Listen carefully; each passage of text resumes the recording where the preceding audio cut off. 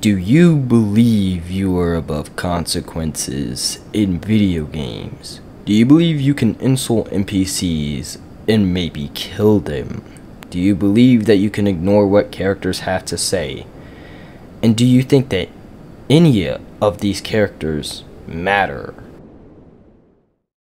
So after 6 years of avoiding this game, I finally played Undertale, and I honestly think it's a pretty great game. The gameplay is unique, the story's great, I fell in love with the characters. Oh god no, get away from me, Sam! And I love the sense of humor this game has. However, I believe the best part of this game is that if you decide to be a hero and save everyone, you get to see that positive influence you left on this world. However, if you decide to be a villain, you don't get your happy ending. But to discuss the genocide route, I think we have to talk about the pacifist first.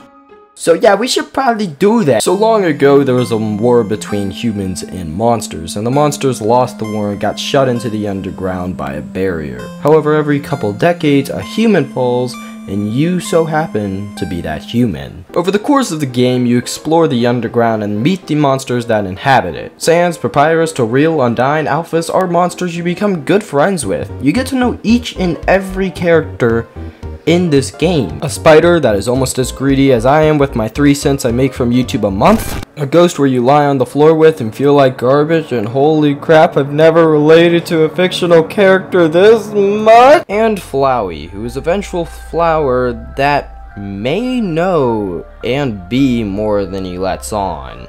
It's an adventure to try to get home. However, King Asgore is said to be this nice king that has also murdered 6 other children in exchange for their souls. The only way to break the barrier is to have 7 human souls, and to go through with it and get to the surface, you would have to kill Asgore and use his soul to cross the barrier. And depending on what you do, you either get a satisfying ending or feel completely empty. It's revealed that the first human that fell into the underground was adopted by Asgore, his son Asriel, and his wife Toril, and that they raised it as their own until it died. Asriel absorbed the kid's soul and went through the barrier and laid his body in some flowers. However, the other humans thought they killed it, and in response killed Asriel as he went back to the underground.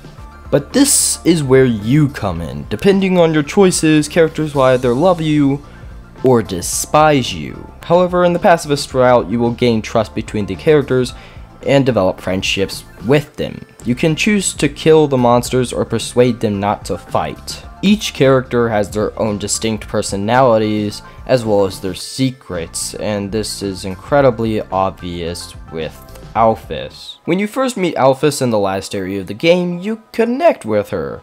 Probably because she loves anime and so do you weep! But she also says she does not really like herself, and you're led to believe that it's because she doesn't have many people to talk to, which is somewhat true. But it's revealed that there is also something else that caused these feelings. The True Lab turns a cute comedic RPG into an unnerving horror game within minutes. The uncomfortable atmosphere, the music, it all fills you with a sense of dread. Now, I'm not new to the idea of a cute game going all Yume Nikki on me. I played through and finished Omori, a game which will make you never buy a house with stairs again, as well as give you depression, 2 weeks before I played Undertale. So I'm all too familiar with the game to be all cute and fun and 5 minutes later be going, oh, so this is how I get traumatized. This right here is the reason why Alphys has mental issues. She experimented on monsters who have fallen down, but haven't completely died, accidentally turning them into horrific creatures. But she also had a personal request from Asgore, and it's here that it's revealed that Flowey is a reincarnation of both Asriel and the human, filled with hatred for both sides since both sides killed him twice. And now it's time for the final battle. You have made friends with everybody. Toril, Sans, Papyrus, Undyne, Alphys, Asgore, and all the other monsters in the underground. Flowey absorbs the other 6 souls, and instead of turning into Satan incarnate, he regains his true form as Asriel. And here we learn the save technique. Not saving the game and writing down our progress, but saving Asriel from the torment he is putting himself through so that you don't stop playing the game. That is his intentions. He knows that as soon as you get your happy ending, you will stop playing the game. But after convincing him that he does in fact matter, he does have a soul, he loses the will to fight and destroys the barrier. However, he also has to sacrifice the opportunity to ever see the earth again, and instead stays underground to revert back to the soulless version of himself. But after that though, the monsters get to reach the surface and start a new life above the underground. And this is a very wholesome and satisfying ending. It's a great way to end this game. You see all these characters happy and you feel happy for them.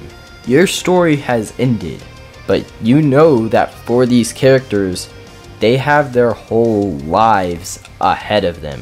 And honestly, that's heartwarming. If you go back to the title screen, Flowey appears and tells you that there is one being that can destroy everything in this universe. They can take everything built up and destroy it with the snap of their fingers. This being is you. You have saved these characters and given them a better life, and now you're about to reset everything for the sake of knowing what would happen. What would happen if you took all of their lives. However, for me at least, I didn't immediately do it. I left the game alone for a couple of months. I let them have their happy ending.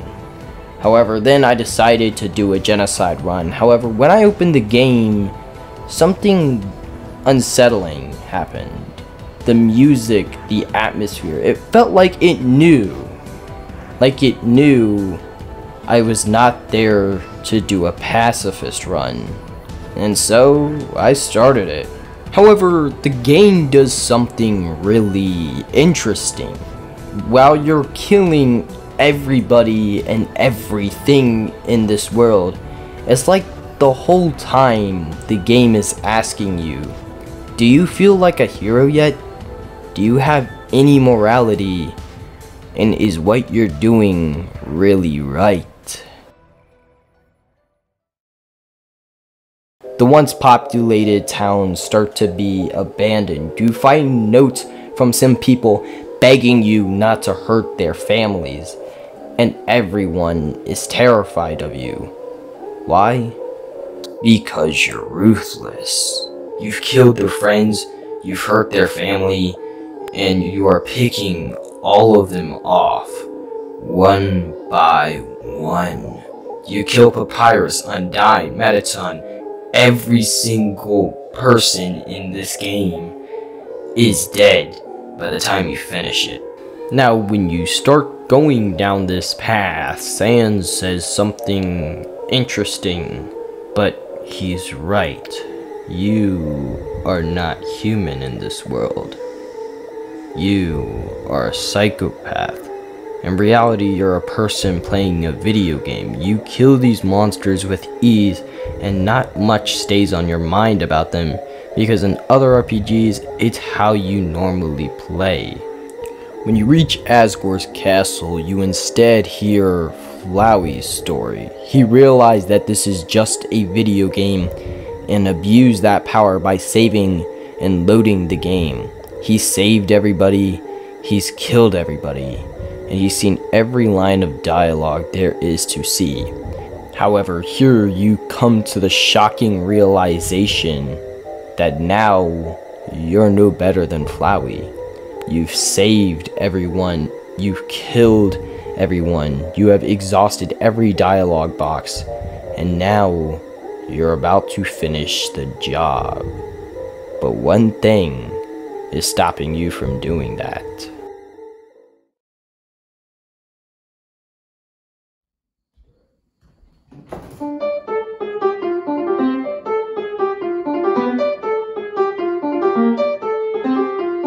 Sand stops you in the judgment room and he immediately breaks every rule in the book. He attacks first, there is no invincibility, and you will most likely die his first turn. However, after reloading the game and coming back to him, his dialogue changes, and here you realize Sans knows. He is aware that you can alter time in this world by simply clicking yes on the game over screen. He knows you have given them all a happy ending before, and he knows what you are trying to do. To you, it's just a game. For them, it's life or death. And Sans doesn't just break those couple rules as I mentioned earlier. He attacks you from the menu. His attacks are long and difficult, and at one point, he continues his turn forever by doing nothing so that you quit. However, even in this grueling fight, it is not a fair one. You are adapting and learning his attacks and patterns. He, on the other hand, is not. Sans can kill you an infinite amount of times, and it'll only be temporary. All you need to do is to kill him once, and it's over. And once you manage to do so, you finally feel the weight of your actions. But by this point, there is no turning back.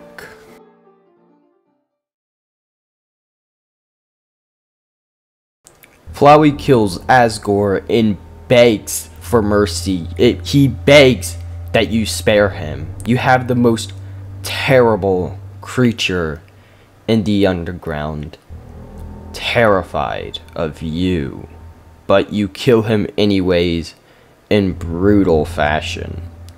But then the first human appears, the person that gave the whole underground hope. We have come so far, we have killed so many people, but maybe the worst person can change. Maybe the first human can save us from ourselves.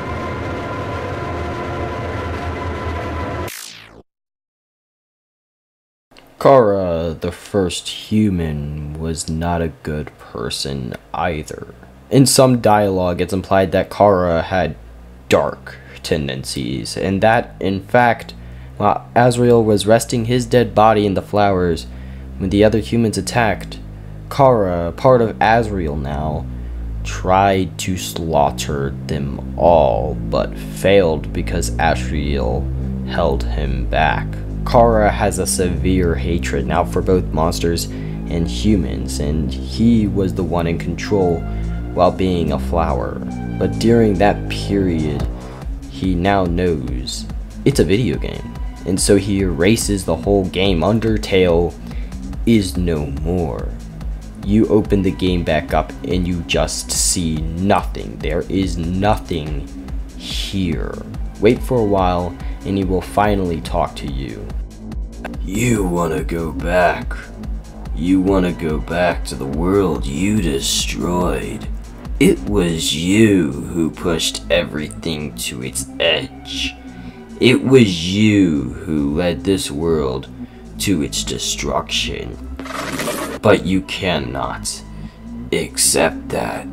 After this, Kara strikes a deal with you. Give him your soul, and your game will be back to normal. Everything's fine. I'll just do a pacifist run again, and all's forgiven, right?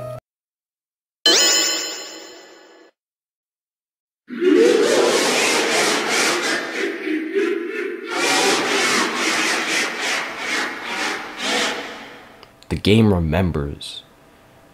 And so do you. You saved them all, you killed them all. And in this game, you are not human. You're soulless.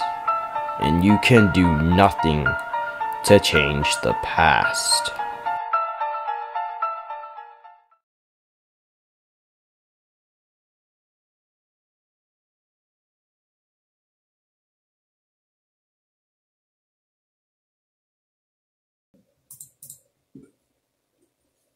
You're still here?